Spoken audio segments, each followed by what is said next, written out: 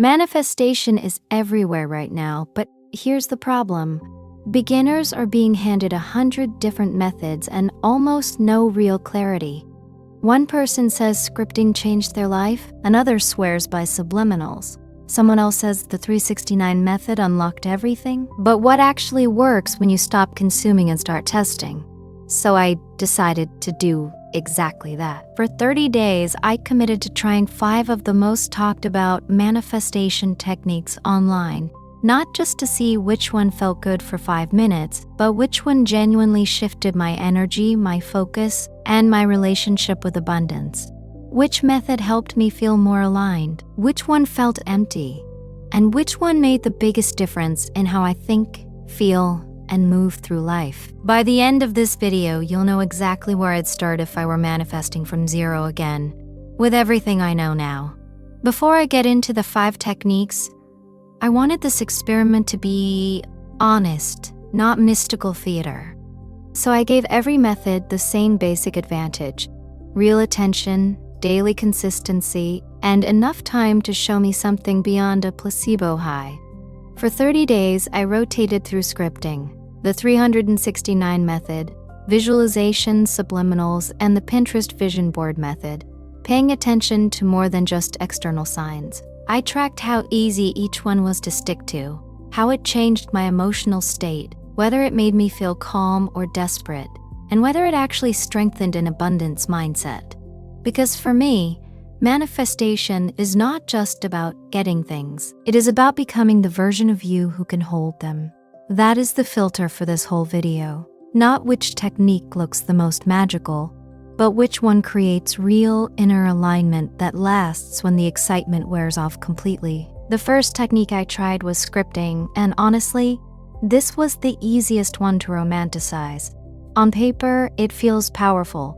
You write as if your desire has already happened, and your mind starts stepping into that reality. So every day, I wrote a short entry describing my life as if the thing I wanted was already mine. At first, it felt exciting. It gave my desire shape. It forced me to get specific, and that alone was valuable, because vague people tend to manifest vague results.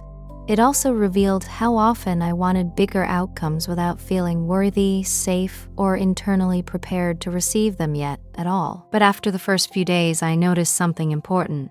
Scripting only worked when I was emotionally present. The days I wrote with real feeling, I felt calmer, clearer, and more connected to abundance.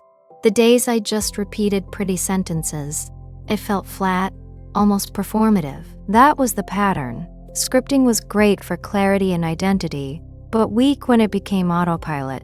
For a beginner, I'd say this method is powerful if you use it to align your energy, not just decorate a journal with desires you still secretly doubt. The second technique I tried was the 369 method, which is probably one of the most beginner-friendly manifestation practices online. The structure is simple. You write your affirmation 3 times in the morning, 6 times in the afternoon, and 9 times at night. That simplicity is exactly why so many people start here. It gives you a system, and systems feel safe. For the first week, I actually liked it. It kept my intention in front of me all day, and it trained my mind to return to the same desire instead of scattering energy in 10 different directions. That part was useful. But the deeper I got into it, the more I noticed that repetition alone does not equal embodiment. Some days, I was writing the words on schedule while feeling completely disconnected from them. And when that happened, the method started to feel more like maintenance than transformation. I do think 369 helps build consistency, especially if you need structure. But compared to scripting, it gave me less emotional depth and less inner shift. It kept me intentional, but rarely deeply moved. Good for focus, good for discipline, but not the strongest method for creating genuine abundance energy. The third technique was visualization, and this was the one I expected to be either life-changing or completely awkward. There was no middle ground. Every day I spent a few minutes picturing my desire as if it were already real, but I quickly learned that good visualization is not just seeing images in your head. It is feeling yourself inside the scene. When I did it well, this method was powerful. My body relaxed, my thoughts softened, and the version of me I was trying to become stopped feeling imaginary. It started feeling familiar. That shift mattered, because manifestation gets easier when your nervous system stops treating your desire like a threat. But visualization was also inconsistent. On distracted days, it felt vague and forced, like I was trying to manufacture emotion instead of access it. And when the picture was clear but the feeling was missing, the whole thing lost its charge. Still, out of everything I tried so far, this was one of the strongest for changing identity and energy fast. Visualization worked best when I stopped trying to impress the universe and started rehearsing the feeling of already being the person I wanted to become with ease. The fourth technique I tried was subliminals, and this one was probably the most passive method in the entire experiment. That is also what makes it so appealing. You press play, go about your day, and part of you hopes change is happening in the background, without much effort from you. I listened consistently, mostly during quiet moments and while doing routine tasks, and I understand why people get attached to this method. It feels easy, soothing, and low resistance, but that same ease made it difficult to measure.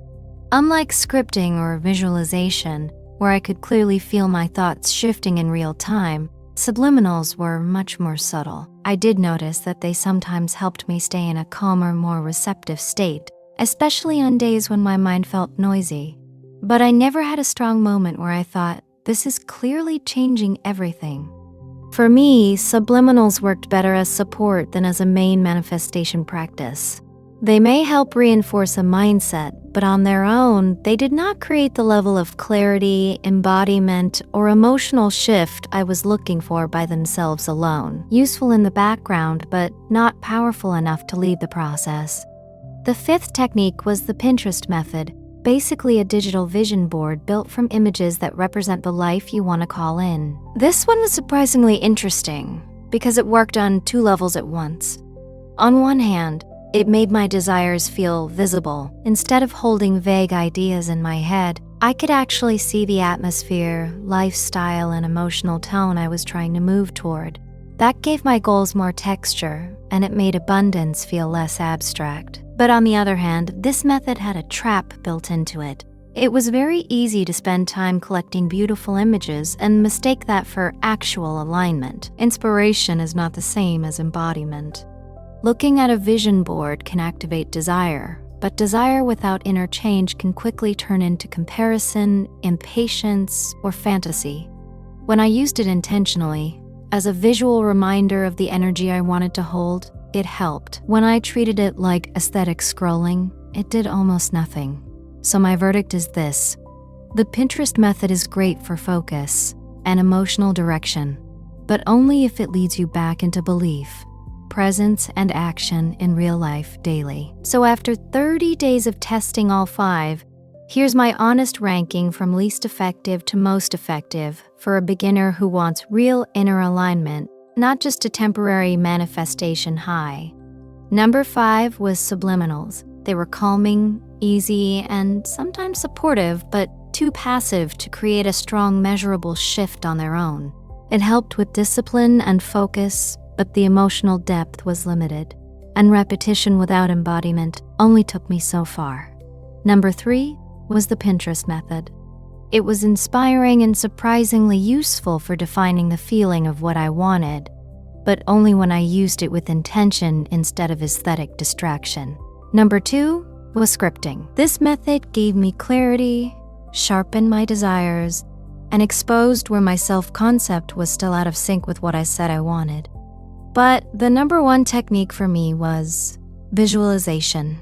It created the fastest shift in identity, emotion, and energetic alignment when I did it with real feeling. And that was the biggest lesson from this whole experiment.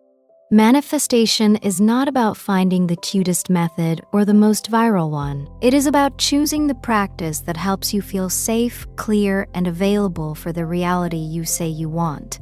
The technique matters, But the state you enter through the technique matters more. That is why so many people keep trying method after method and still feel stuck. They are changing the tool without changing the version of themselves using it. That is where spiritual wealth starts before results appear.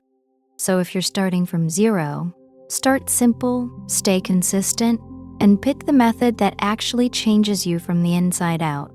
Subscribe to Daisy channel and like the video for more grounded manifestation experiments like this.